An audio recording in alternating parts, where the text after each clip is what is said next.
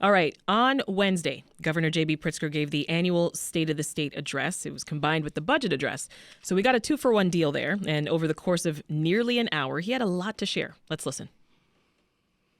Today, I ask you to partner with me once again, this time on the long-term investment that has the greatest return for taxpayers with the most positive social and economic impact that I have ever come to you with. It's called Smart Start Illinois, and it will make our state the best place in the nation to raise young children. When it comes to K-12 education, we've come a long way, and we still have a long way to go, which is why I'm proposing we increase our investment in K-12 education by another $506 million.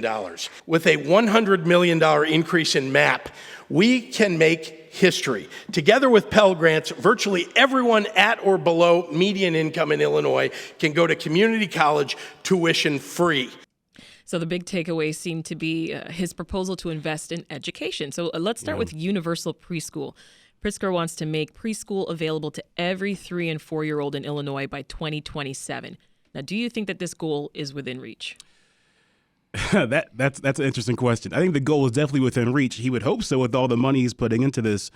His number he put out there, he said $565 million. My math, according to all the proposals, says $700 million toward education overall.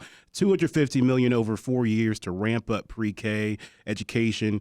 $100 million for new facilities to accommodate that more pre-K education. $350 for elementary and secondary schools. $100 million toward MAP programs, like all of that together, that's a major investment. By 2027, he's got to make sure he gets through all the approval processes and gets every school. This is statewide, not just Chicago, so he's got to get everybody on the same page, but I think it's feasible within that time period. The governor made a lot of promises in his speech, from a nearly $1 billion boost in education to a $10 billion pension contribution as well. But Republicans sounded the alarm. They said the state just doesn't have the revenue to support these expensive promises. What do you think, Derrick? Do they have a point?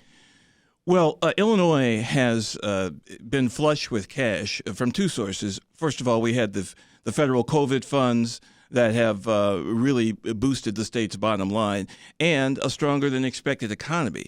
I think what the Republicans are saying is, what if the economy takes a downturn, and we already know this federal cash is going to disappear? So long term, do we have the revenues to sustain this level of spending? And that's really an open question.